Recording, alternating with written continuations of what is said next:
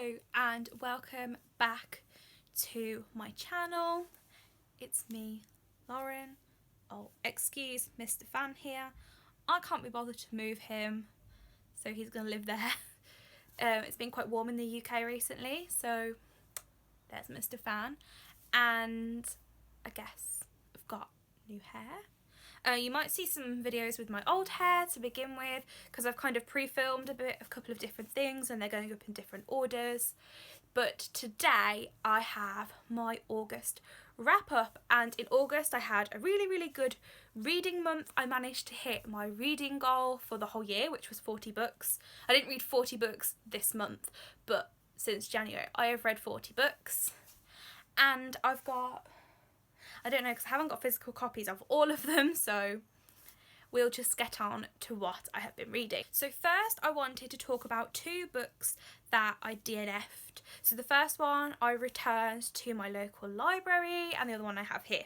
So the first one is Norse Mythology by Neil Gaiman, and this was basically Neil Gaiman's version of the retellings of the Norse myths. Now, I started to read this with a buddy read with my friend Lizzie and Lisa. However, this book just wasn't for me. I have read Neil Gaiman in the past, and I've read Coraline and maybe a couple of other of his things, and I really enjoyed them, and I really enjoy Neil Gaiman's descriptive, immersive and really quirky writing. However, this just wasn't like any other Neil Gaiman that I'd read. It was kind of bland and dull and really boring, so I decided to DNF it, and I've returned the copy back to my local library. The next book is this one, which is A Pirate's Wish by Cassandra Rose. This is a sequel to The Assassin's Curse. That could be the name of it. And it is about a young girl who meets an assassin and they get cursed, basically. And I really enjoyed the first one. However, the second one, I've got to about page 51, and the language is kind of really annoying. Like, the main character keeps using double negatives, and she keeps saying, I ain't doing this. And I kind of feel like, even though the character in this book is meant to be younger, I feel like the author has made her seem like too young. So I'm DNFing this for now, which is a real shame, but the characters are just annoying me too much. I might come back to it. I'm going to hang on to it for a bit. So on to the books that I did read. So I've got notes here, so please excuse me because I have got a terrible memory. So the first book that I finished this month, right at the beginning of this month, was Nos for Artu by Joe Hill. And I rated this 4 stars. I absolutely loved this book. This book follows Vic, who can find lost things. And she has a special power where she manages to ride her bike and access this secret passageway so she can find lost things. And this story is delicately intertwined with the life of a serial killer who comes back to life. And it's a 700-page novel. I borrowed it from my local library, so I will put a picture of the cover here. And this book is a multi-perspective, multi-dimensional story, and I just loved it. I thought that all of the perspectives were kind of equal, and it was so clever. Like, it's hard to describe this book because it's got so many layers, but I felt like I loved all the characters. Even Charlie Manx, I think that's his name, the serial killer, he was like the most charismatic, realistic killer that I've ever read in a book. This book is quite violent, it is quite scary, it's a thrillery horror type of book, hence Joe Hill. But if you're into that sort of thing, I thoroughly recommend it.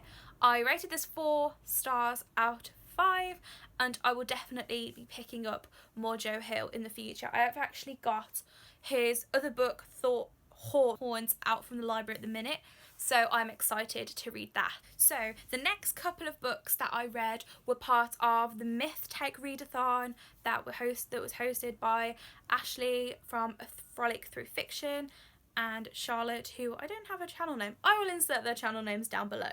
However, the first book that I read for this readathon was Oh My Gods by Alexandra Shepherd, and this was for the readathon. And this follows Helen, who moves in with her dad, but the twist is that her dad and her family are Greek gods, and Helen, if you know Greek mythology, is kind of like Helen of Troy, that sort of situation. And it's about Helen settling into a new life in London and kind of the trouble having a god family follows. I really, really enjoyed this. I thought that it was such a clever way to retell myths, and it was accurate, but it was placing the gods in kind of a modern day setting. I really, really loved the serious notes in there. There is some very serious notes of grief in this book, but I felt that they were dealt with really, really sensitively and really great. I also liked the elements of Britishness in it because this book is set in London. It's so good. I've rated this 3.5 out of 5 stars because I did feel that the story and the romance was slightly insta-lovey, and it was, sorry I've got a hair. I did feel like this story was slightly predictable and a little bit insta-lovey, but I still thought that it's a book completely worth reading, and it fitted in ideally with the readathon because it was so easy to read and I got through it really, really quickly. So the next book I have with me is Circe by Madeline Miller.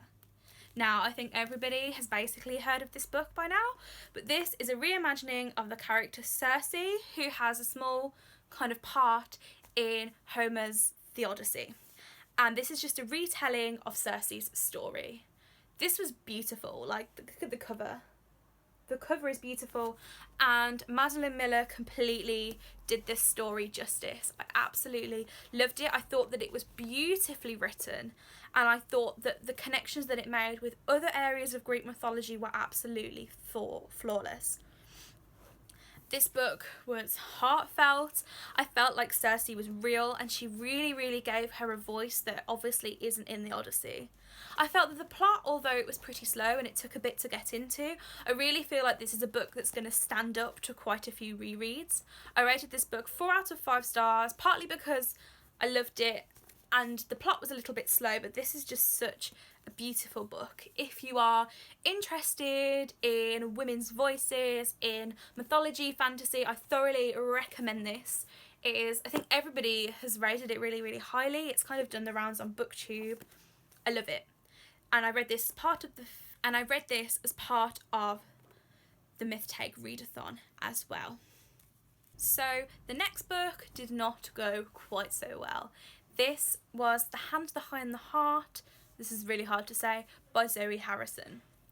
This is about a character who identifies as non-binary and goes to war for their father's sake, because their father is too ill to go to war, so they go to war. This I hated. I really, really didn't like the story. I kind of felt like the areas of fighting were kind of unjustified. I felt like the plot meandered in directions that I wasn't interested in.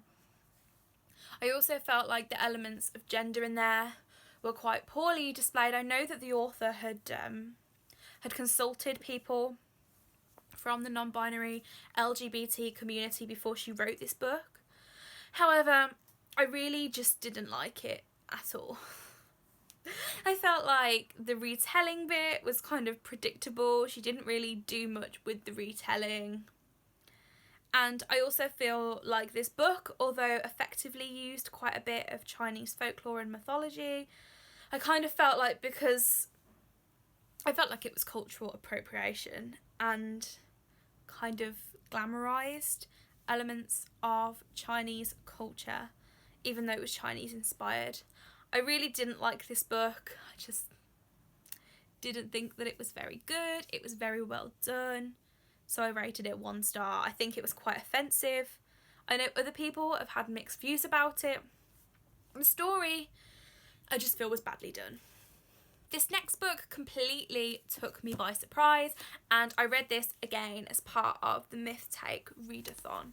So it is Cinder by Marissa Meyer, and this is a retelling of Cinderella, and it follows Cinder, who lives in New Beijing, which is kind of like a cyborg-esque Beijing, and her adventures, and she finds out that she is immune to a disease that is kind of taking over New Beijing and has already taken over parts of this dystopian world. I went into this book with super low expectations because it did the rounds on BookTube quite a few years ago. I never picked the series up then because this is part of the Lunar Chronicles series. I felt like this was easy to read. I was immersed into the story straight away. It was fast paced, and the political intrigue that kind of came towards the latter third of the story really took off, and I really think that it's going to be carried into the other parts of this series. This book completely took me by surprise, like I've just said, and I kind of just consumed it. It was just great. I really liked it. Although there is an element of insta-love in there, because of it being a fairy tale retelling, you kind of know that you're going to get the insta-love. But I'm definitely going to be carrying on with this series, and it got a thumbs up from me. I feel like I'm very, very late to the party with this one, because this was like a BookTube classic back in 2014. But I'm catching up, okay? Catching up. So the next book that I read was a reread for me. I am gradually rereading Harry Potter because these beautiful, beautiful, beautiful editions of Harry Potter are coming out kind of like every anniversary. Goblet of Fire is coming out in January in these house editions. This is the Gryffindor hardback edition. And I reread Harry Potter and the Prisoner of Azkaban. I rated this 5 stars. There's not much more to say about this.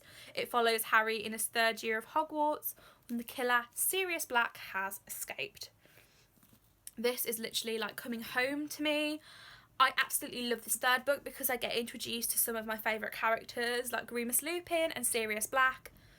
5 out of 5 stars. If you've not read Harry Potter by now, you've probably been living under a rock.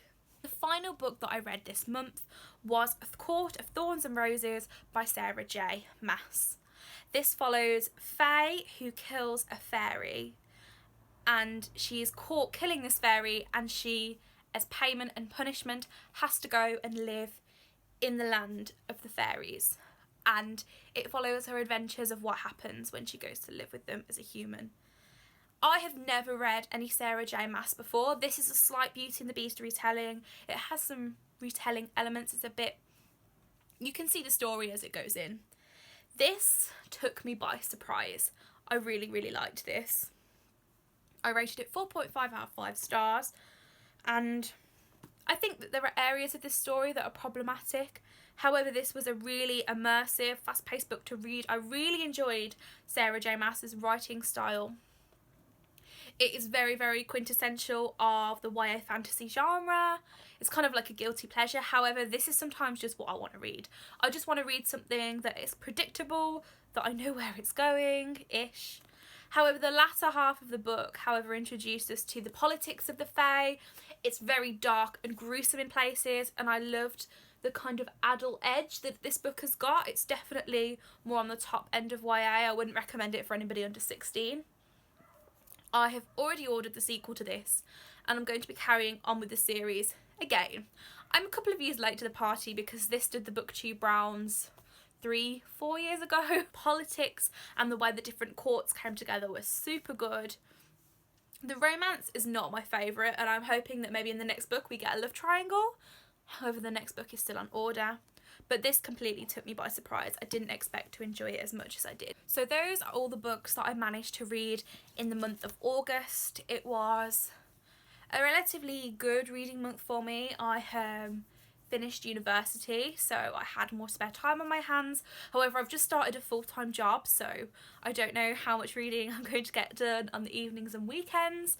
However, at the minute, I am currently reading The Secret Barrister, which is by Anonymous. I've only read around up to page 19 so far, but so far so good.